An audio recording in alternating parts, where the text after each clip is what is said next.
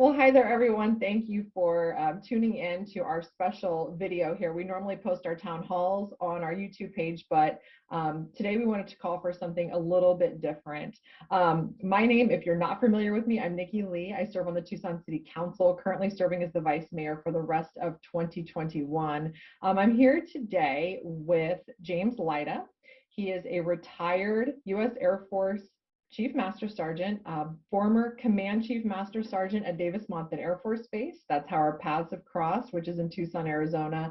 Prior to that, he was at Whiteman Air Force Base, Missouri, which happened to be my first duty station. So we have a lot of connections there. And we're here today because last week, prior to 9/11, hearing a lot of the things that were happening with our drawdown of U.S. forces in Afghanistan and moving into the 20th anniversary of 9/11, a lot of former veterans like myself and even active duty folks, I could hear a lot of questions coming up for people about their service, about the withdrawal, and really questioning how things were going and if what they did was significant, their time of service, what they did in Afghanistan or prior to Afghanistan, did it matter? And I heard a lot of that. And so I felt the need to do something. And in my capacity with the City of Tucson, I facilitated a conversation. I brought folks together who were City of Tucson employees, who were veterans or National Guard or reservists. And we had people show up from Vietnam veterans to post 9/11 veterans and every major minor conflict in between. We had representation of every military branch and every conflict from Vietnam to current day. And we came together just to have a safe space to talk about how people were feeling. We had resources there from the VA, the Veteran Resource Center, which I'll make sure that the notes are included on how to access those resources at the end. And we just had a space where people could share and find community and be together. And Chief Lyda was our keynote speaker. And in seeing how people were responding to the message that he brought to the group, I felt that it was really important that we had a platform to make sure that more people could hear what his thoughts were. Because the chief has been a champion for enlisted members and military members for 30 years. And that's what the purpose of this video is today, is a way for us to reach those veterans who couldn't be in the room, whether they're City of Tucson employees or not. It makes no difference because the words are going to be important for people to hear right now. So with that, Chief, I just want to turn the floor over to you, sir, to share what you feel is applicable for this time. Well, Nikki, first of all, thanks for giving me the opportunity. Thanks for giving me the opportunity last week. I was reached out to by Joe Wood, Dominic, and they asked me to come in and talk about why service mattered. And like I told you during that group, I was a little disappointed that we probably even needed to have the conversation about why service matters. But before we get any deeper, just like last week, I think it's important that I put some disclaimers out there up front. I'm not a psychologist, a psychiatrist. I'm not a chaplain, a counselor. I'm not a politician. I'm not a war historian. I'm none of those things. 30 days ago, I retired after 30 years in the Air Force, and I became a veteran like most people that are going to be watching this. I did have an opportunity, like you said, to fill a myriad of roles throughout my time at almost every tactical level, strategic and operational levels as well, and those culminated in 2 tours as a command chief. But I sit here today, and I'm absolutely none of those. I'm a veteran, and again, It really pains me to think that we have to put together a video or we have to have a roundtable to talk about why service matters. But for those that are out there struggling, and I think what we realized last week with the roundtable that we had, those that were struggling because they were very much like me. They get onto social media, they turn on the red and blue news, and they get mad about what they're seeing going on in the world and what they're being fed. And there's a lot of keyboard warriors behind Twitter that are making veterans feel a certain kind of way right now, and so I decided to do a little bit of digging before I went in last week. I decided to do a little bit of research and to remind myself why we went, why we were there, what the objectives were, and why we stayed so long. And what I found was the same open source documents that anyone else that's listening to this can get online and read. Just internet websites, but I did some digging around, and I retaught myself why we went, because it's been 20 years. So last week we marked the 20th anniversary of 9/11, and that was the singular event that put us on a collision course with Afghanistan. And the social media and the biased news and the bickering politicians and everyone on Twitter has made it very difficult for us to find what the truth is. So I dug around and I found what I think are some facts. So on 7 October 2001, we went into Afghanistan. And we went into Afghanistan in response to the attacks of 9/11, and we were there to find and kill the terrorists that attacked us. But I think that once we got in there, it became very hard to get back out, and it became hard to get back out because we realized that if we left, we would leave a breeding ground for terrorists. So we decided to stay there and unfortunately start some nation building, because I think the idea was the best way to get rid of weeds in your yard is to grow grass. So we started trying to grow grass and create a nation that would hopefully refuse the Taliban whenever we left. We're seeing that obviously did not happen, but it didn't mean that our service and our time over there didn't matter. We helped them make social and political advances at a rate unseen in modern history. And for the 20 years that we were there, we held the terrorists at bay. They held democratic elections, women's rights were reinstated, and kids went to school. And that's a big deal, and that's important, and that matters. But I think we can take what we've done, and we can look at it through three different lenses. We can look at it, from the Afghanistan lens, and from the American people's lens, and from the military lens. So I've got some stats here, and for the Afghans, if we look at it through the Afghan lens, listen to this, Nikki. From 1992 to 2001, the Mujahideen and Taliban eroded away the freedoms of and the culture from the Afghan people, and in particular women. But on 9 December 2001, thanks to the American military, the Taliban collapsed. And in January of 2004, the Afghans approved their first constitution since 1964. That's a big deal. On 9 October of 2004, the Afghans held their first democratic national elections, and they elected President Karzai. They've held 2 more national elections since then.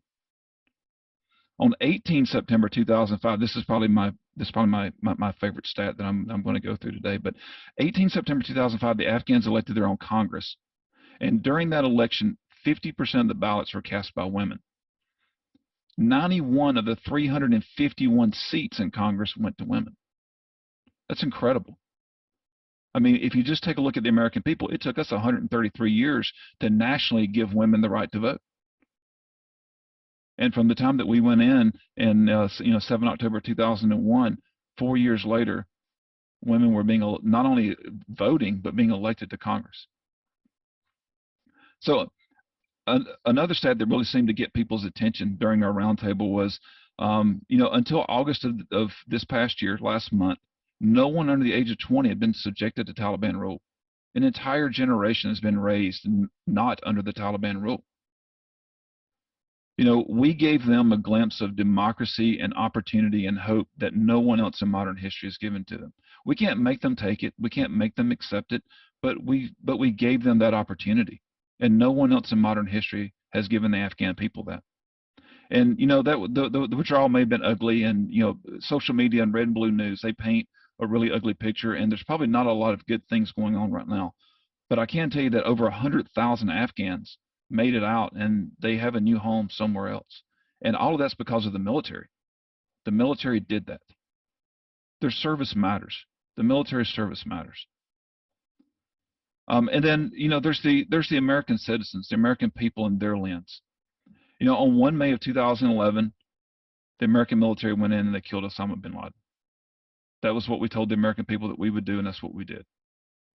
And for the last 20 years, we made the war on terror a road game. Now, it's unfortunate that we fought in places like Kandahar and Kabul, but we didn't fight in New York, in Chicago, and LA. We made it a road game. And for 20 years, our children, grandchildren, husbands, wives, mothers, fathers, they've not feared suicide bombers, IEDs, explosions at cafes, none of that. I mean, the American people go to theaters and shopping malls, and they stand in line at Starbucks, and they have no fear. And they've been given that for 20 years. Every bit of service in Afghanistan mattered. It did. And lastly, if we just look at the military, and this really resonates with me. There's one thing that the military breeds that really can't be found anywhere else, and it's that brotherhood and that sisterhood, that bond that we have a really hard time describing to someone else. I think it was the Texas A&M Aggies. I'm an SEC fan, and I'm a big football fan, but I think it was the Texas A&M Aggies. They had a slogan once that said, "From the outside looking in, you can never understand it, and from the inside looking out, you can never explain it." And I think that kind of really sums up that bond that we talk about when we talk about that brotherhood and that sisterhood that we have. But that bond is only created through experiences.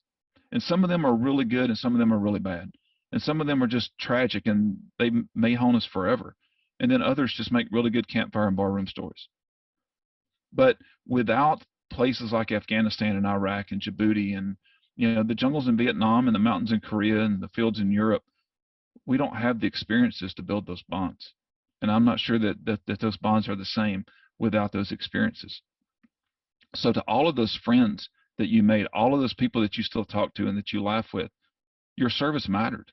It mattered because it gave you the opportunity to build the bonds that you have today. And I think that we lose sight of those things sometimes when we get caught up in the red and the blue news, and when we get caught up in Instagram and Facebook and all of the hate and the negativity that's coming out of this, and we forget about the reason why we went. We went because we volunteered to go. We didn't volunteer and get to put conditions on things. We didn't get to put conditions on our deployments. We didn't get to put conditions on the wars that we would go and fight. As military members, we don't get caught up in all the politics and the media. We have to rise above all the poo slinging and realize that we volunteered to do this. And whether it's good or bad, it kind of makes me feel good. It's a little comforting to know that we still have a group of people in this country that'll volunteer to go and do what needs to be done unconditionally. And that should make all the Americans out there feel good. So, I think my wish and my hope is the same as it was last week. I hope that every veteran out there promises themselves that they're not going to let the man on the cable news or the woman running for re-election or some guy with a Twitter account convince them that their service didn't matter.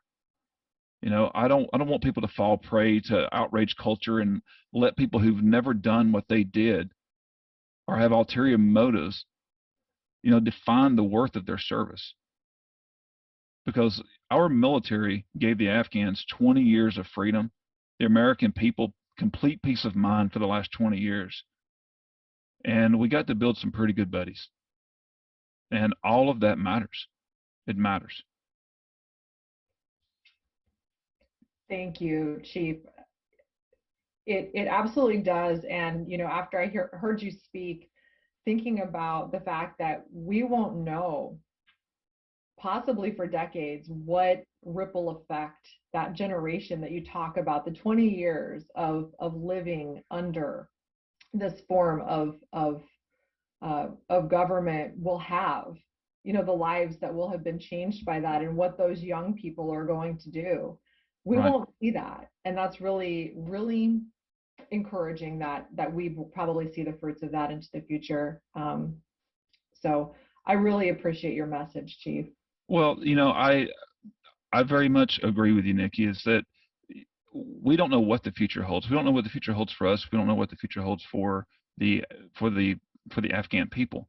But what we do know is we went in with a certain set of objectives. Those objectives changed, and we stayed there and we gave the Afghan people 20 years of freedom. And in doing that, we gave the American people 20 years of peace of mind. And hopefully, we grew enough good grass that eventually the Afghan people will refuse the Taliban. But even if we didn't, everything that everybody did that went over there matters. It mattered in the moment and it matters today. And we can't let all the other turmoil going on around us cloud the fact that what we did was good. It was good. I agree. It was difficult, it was good, and it was worthwhile. So I hope everyone is taking this in who needs to hear it, that your service absolutely was was necessary, matters, and we appreciate it. We Well, appreciate it. I really appreciate what you put together last week. Given those veterans, and I was surprised at the diverse crowd that we had. Like like you were saying, we had Vietnam vets in there. We had people who served in Iraq but not in Afghanistan. We had people who had never served in either theater, who had just come in because they were hurting for the military. And then the afternoon session with the families. The turnout was small, but the group that came in was very, very powerful. It was very powerful to listen to the families and to listen to how they felt for their family members. And I want to make sure that all the families out there know that every man and woman that's put on the uniform and went over and served, their service mattered. It mattered to somebody somewhere. They affected somebody's life in a positive way, and it means something. Amen to that, all the way. We will put some notes in the description of this video for links to some resources. But again, we did have the VA that was there, obviously, for any benefits related questions or support that's needed. We'll have information there. And then also there is an organization called the Vet Resource Center. It's vetcenter.va.org.